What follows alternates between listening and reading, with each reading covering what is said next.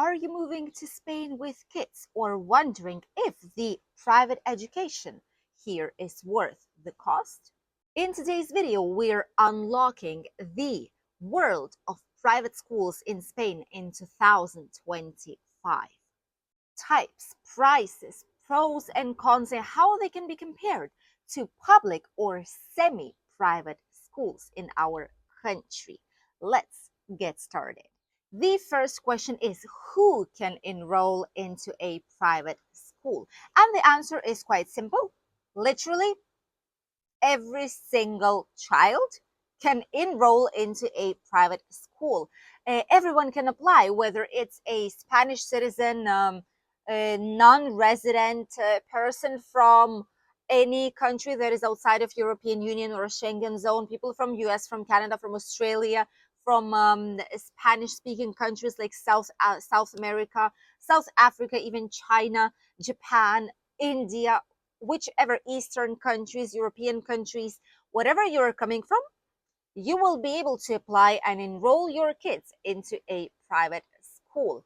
Which kind of documents would you need for that? First of all, obviously, you will need the passport. And if you still do not have the NIE number, which is a Spanish number that we use mostly for tax purposes and to identify ourselves, whenever you're not whenever you don't have a Spanish nationality. Thus, if you don't have the NIE number just yet, it is absolutely fine. Just a passport, maybe they will ask for a birth certificate or a book of family, as we call it here in Spain, libro de familia, just to see that you're actually parents of this child and it's your son or daughter. Apart from that, they could ask previous grades from any other schools, and depending on the area and depending on how hard it is to get to the school that you want in particular, you might need to pass some kind of a test. Well, your child will need to pass some kind of a test just to see how advanced the child is, and if he reaches the minimum standards of the school. Obviously, there's always a meeting and an interview with the family to get to know the child, see if the child would adapt in this type of school to the norms and rules that they have, which a lot of the times are way stricter than in a public school, honestly.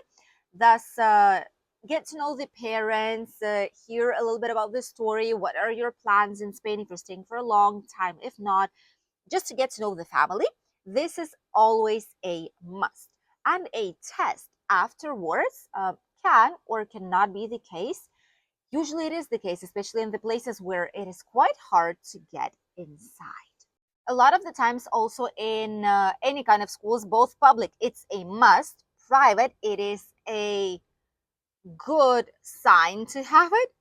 In a private school, they might ask you for a Spanish address. If you do not have it just yet, that's perfectly fine. That's not an issue. They will take your current address where you live in, but then you would need to update it once you get a property for a long-term rent, or you will purchase a property in Spain. For public schools, on contrary, it is an absolute necessity. Without having a Spanish address and without having a padrón, which is a certificate of your Spanish address here, you will not be able to enroll your kids in any kind of public school. Private ones are a different case scenario. What are the types of private schools in Spain? Here on the screen, you can see three main types of these. First of all are the religious schools. These are mainly Catholic-oriented schools, which is the main religion that is practiced here in Spain. So some of them are bilingual or trilingular. Bilingular might be there is Spanish, there is, for example, Valencian dialect, or in Barcelona, there's Catalan in Catalonia. Plus, there's another language, which might be English usually, might be French as well, or German, or any other language, one of the most used ones and most practiced ones here in Spain.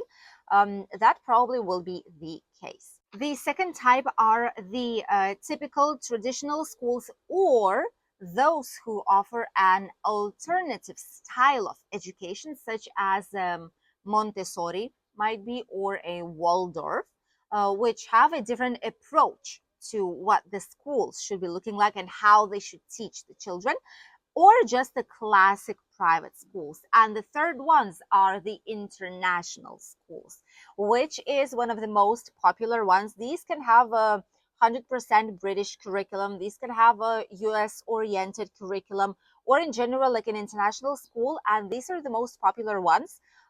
For all the people who are moving to Spain, who are relocating to Spain, and are searching for a slightly easier adaptation, um, for a slightly easier way of enroll the kids. And a lot of the times there, the main preference is more English, or at least half and half, Spanish, half English. For example, in our Valencian community, there are 1 or 2 hours a week of Valencian, but apart from that, everything is half Spanish, half English. So there's plenty of kids from all over the world, and it is actually and truly an international community. So these would be the three different types of private schools that are situated here in Spain and that actually do exist here in Spain. The third, probably, and one of the most important key points is the cost and the fees and the extras you would need to pay if you decide to enroll your kid in a private school here in Spain. And here's the thing: depending on the region where you will be living, prices vary a lot. For example, in our area of Alicante province, in Valencian community, the typical traditional classic private school will range anywhere from 250, 300 euros a month just for the school tuition, okay, for a monthly payment, not including the lunch or like midday meal, because these are always paid separately, which we'll go to in a second with all the fees and all the extras that you have to pay. So anywhere from 300 euros to almost 2,000 euros a month. 2,000 euros a month. Usually it all goes by age. For some reason, the smaller is the child, the earlier you start, the cheaper it is. However, the prices will increase gradually as you will climb up the ladder of the education, of the private education.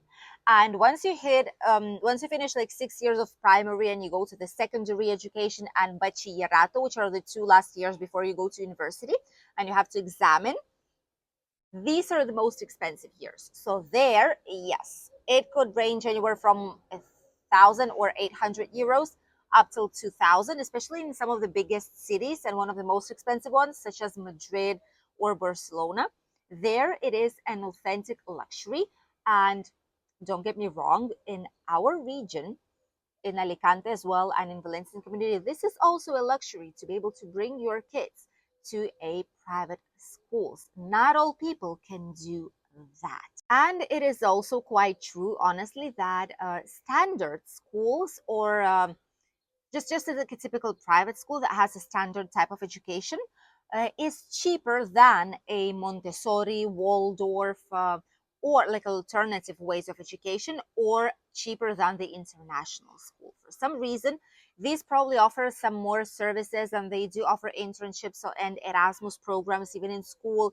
The methods, it just depends on the school, but a lot of the times international ones. Montessori and Waldorf are the more expensive ones than the typical classic private schools for the education. Both the preschool, primary, secondary, and the last 2 years, which are called in Spanish bachillerato. Here on the screen, you can see the fees that you will incur apart from the monthly payment for the education. First of all, obviously, there will be the enrollment fees. Enrollment fees is something that you pay every single year. Once we started, we thought that, okay, once you get into the school, you pay enrollment fee just once. And then since you continue at school, you don't need to actually be paying it for every single year. Big mistake, you actually do. They say it's a part of a tuition fee. However, every single year you need to pay an enrollment fee, which currently is of around 500 euros, and here at least. This is just the fee that you pay to guarantee that you will be studying, that your child will be studying from September for all this brand new year, and you pay usually in spring time to guarantee the space for the child or children. Apart from these fees, obviously you have to pay also the uniform and the materials. Uh, Here, a uniform is usually bought, at least in our area, it's bought in El Corte Inglés, which is a giant shopping mall that has a lot of different types of brands, expensive, not so expensive ones, luxury ones. And inside, they have a uniform section where the vast majority of schools they have a contract with, and that's where you get uniform for the kids. Some schools sell uniform inside of their own library and like a bookstore, but that's not always the case depending on the school. But uniform, usually a polo t-shirt could cost you around 30 euros. The jacket, winter jacket, which is also mandatory, you cannot just bring the one that you want, will cost around between 60 and 90, depending on the size of the jacket. A like pants or a skirt around 40 euros. So you have sports uniform and you have like a usual uniform. So sports one is usually both winter and summer, and a regular uniform is usually just one. So sports uniform summer will be shorts and a t-shirt, sports one. Winter one would be long pants, both boys and girls, and it will be like a sports jacket that you will put on, plus sneakers. But those ones you have to purchase on your own as well. There's some standards you have to meet, but you can choose which ones you would want. For a typical classic uniform, which is not on a sports day, girls either blouses. They also have like a jacket, like a formal jacket with a tie in older years, but in earlier years, it's just like a blouse, and you have a skirt. In older years, you can also switch for pants if you want to. Plus the jacket, plus the scarf, plus the hat if they need to. There is a swimwear, which is also with a logo type of the school that you need to purchase. The hat for swimming lessons too. Plenty of things, and books and materials usually are way more expensive. If in public schools you might spend around 300-400 euros for books, here in a private school you will spend around 1,000. That's what it costs for a whole year, all the material and books, okay, like licenses for different types of platforms to study, the exams, books, copies, everything that they write with, pens, paper, scissors, anything that you will need.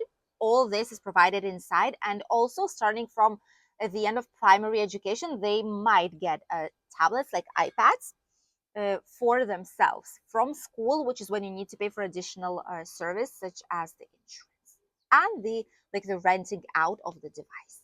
So that is an extra cost. Meals and transportation, obviously, too. If you want to pick your child up, that's fine. If you cannot do so, there is a transportation which is also with a cost, with an extra cost. Everything costs extra in a private school. That's no surprise for a lot of us already. Transportation might be different in terms of how many days a week you need them to be picked up, if it's just some specific days or if it's a whole week, if it's back and forth or just the way back from school. So it can be anywhere from 30 to 60 euros a month, let's say it like this, depending on the days and the how many times a month you would need to do so. The meals usually cost around 150 euros per month. This is a midday lunch. This is a proper meal that they're giving. Obviously, they take all the dietary restrictions in consideration, all the allergies, etc., etc. All that these requirements are taken into consideration. Children still need to bring a snack, like a second morning breakfast around 11 in the morning. That's when they do it. And then on midday from 1 p.m. is when they have lunch. And they have some patio time up until 3, more or less, 2:33 in private schools. And then they go back to classes and up until 5. That's how it usually works. In public schools, they're all long gone by 1 or 2 p.m. But in private schools, they do study at least up until 4:30 in the evening. Oh, and another thing are extracurricular activities. I'm quite sure that every single child wants to do something. Every single child is interested in something. And the good thing is that private educational institutions, they offer a lot of extracurricular activities. They tend to have their own swimming pools, gyms, tennis courts, football, paddle, whatever you want, gym, even yoga. We've even had yoga in school. yoga classes, the like play-doh, the typical ceramics class, taekwondo, any kind of martial arts in general, multi-sports, whatever you want, dancing, whatever you want is available. And obviously it all also comes with a price. Usually federated clubs like football, basketball, tennis, they are slightly more expensive, but usually classes come to between 20 and 50 euros a month, depending on which type of class. And if it's once or twice or three times a week, on a monthly basis, that's where the price will depend from. But this is a typical price. It's not because it's a private institution. It's just convenient because it's all at the same place, and it's usually taking place immediately after the classes or on midday, before or after the meal, when they have patio time. So that's usually how it's done. And when all this adds up, it is quite quick. So you have to budget accordingly. The part number 4 of today's video, a comparison between private, public, and semi-public or semi-private, call them as you wish, but in Spanish they're called concertado. So these three types of schools, public schools obviously are free. These are the only ones that are free of charge, but there is a very, very limited amount of English in these types of schools. So do not expect a good level of English, at least so far. Sadly, that's been the case through decades, and it is what it is. Okay, it is what it is. We have to take it into consideration, and English is not so good. And you will also have way more Valencian or Catalan or any other dialect co-official language in the area, depending if there is any. They do also study according to what's needed by the Ministry of Education.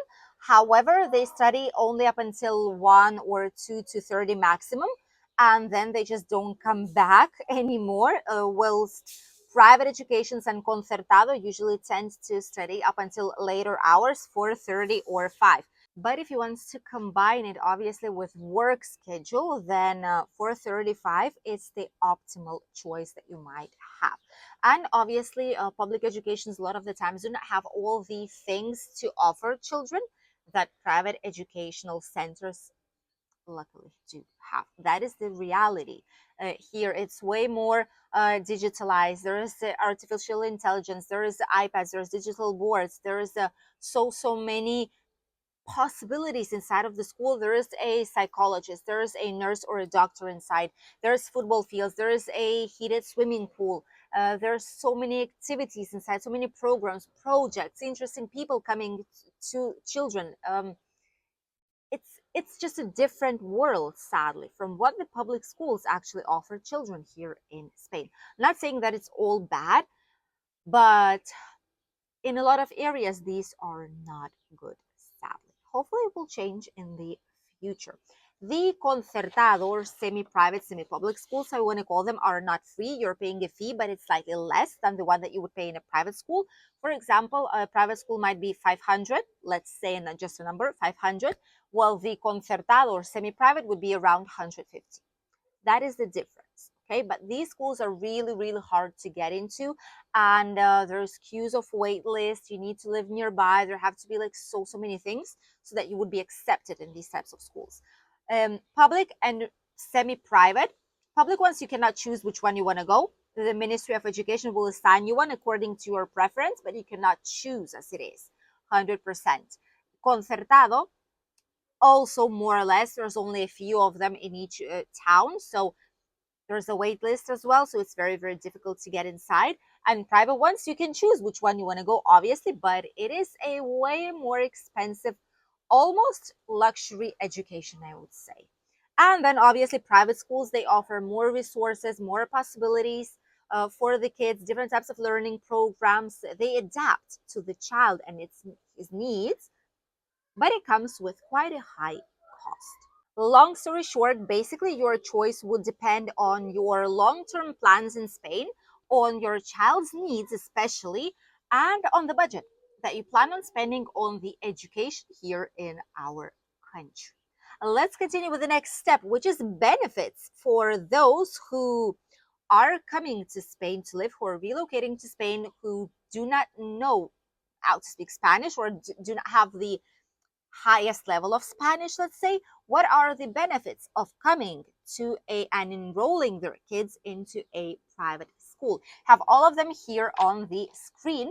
And first of these would be obviously international curriculum in English or bilingual programs. It is way, way easier to adapt, and a lot of these subjects will be in English, which means that it's going to be easier and less stressful for the kids to actually adapt. And there's so many people coming from different countries of the world. There's multicultural, bilingual families, even from here, from Spain. Everything's mixed up.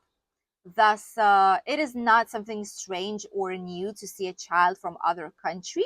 It's just interesting. They communicate. They know that it doesn't mean anything bad. There is no racism of a kind. They're so used to see people from all different parts of the world.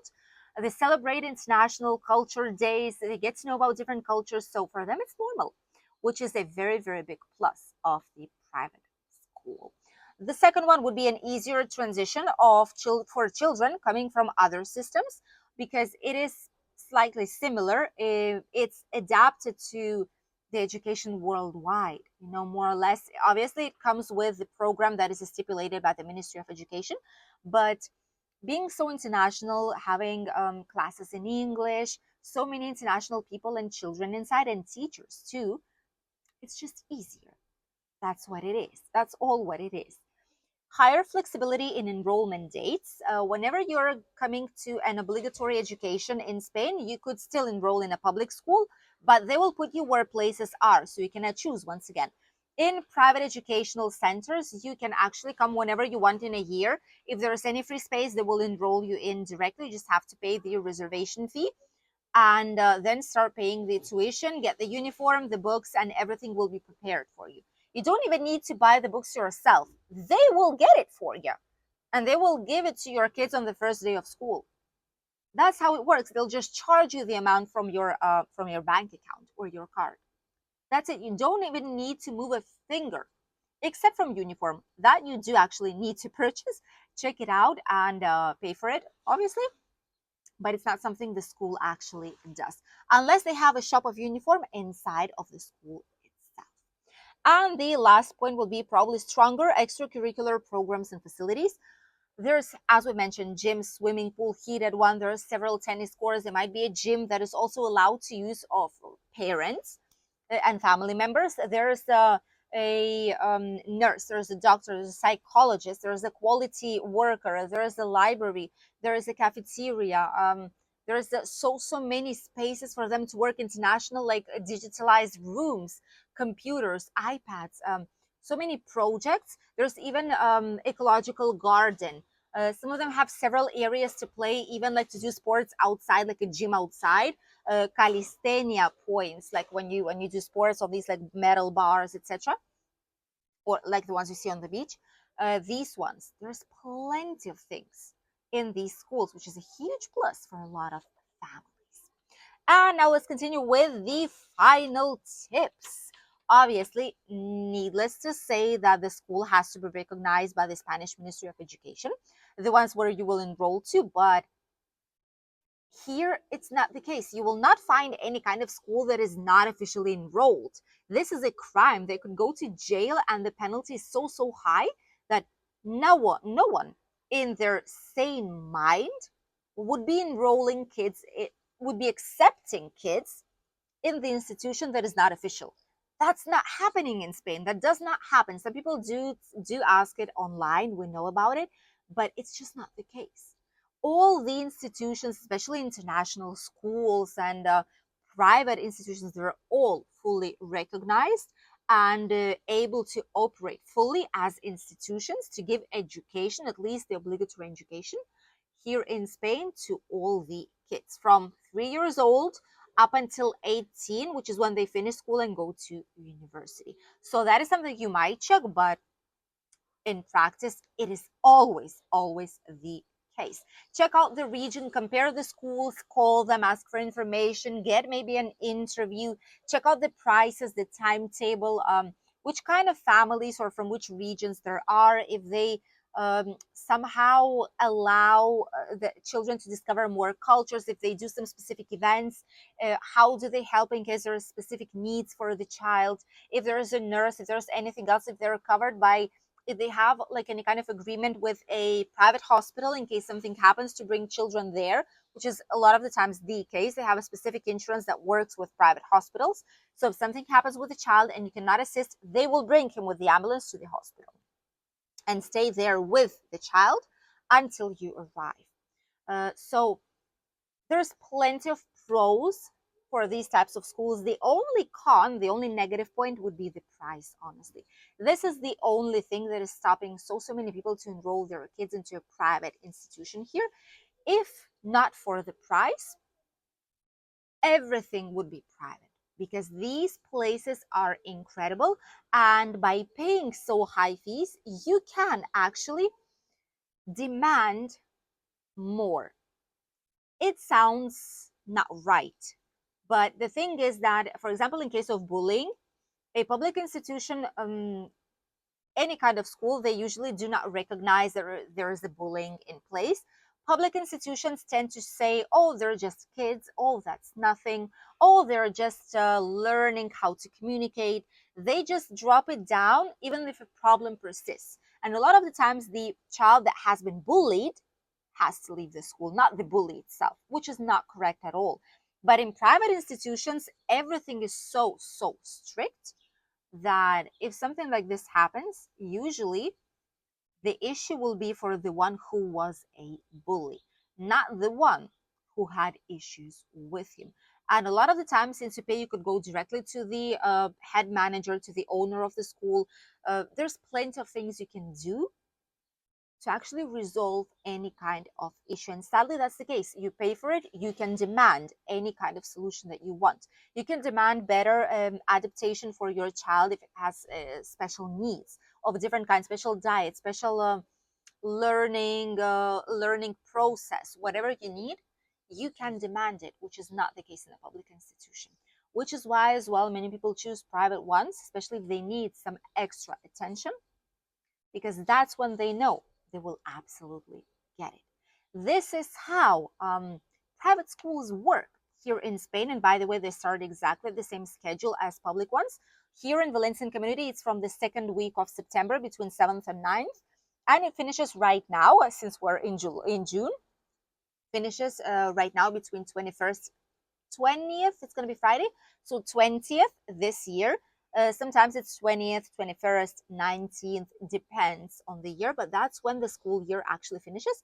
And then they are on summer holidays up until the second week of September. Everything's exactly the same, but one is a public institution and the other one is absolutely private.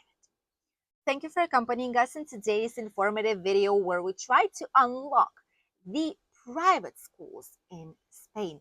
If you have any more questions, feel free to ask them here in the comment section down below. And if you want to contact us to help you with your relocation process, feel free to do so on our email address, WhatsApp, and our official website, www.emigrarconana.com. And there's also an English version of the website available for you there. We'll see you in a new video. Bye.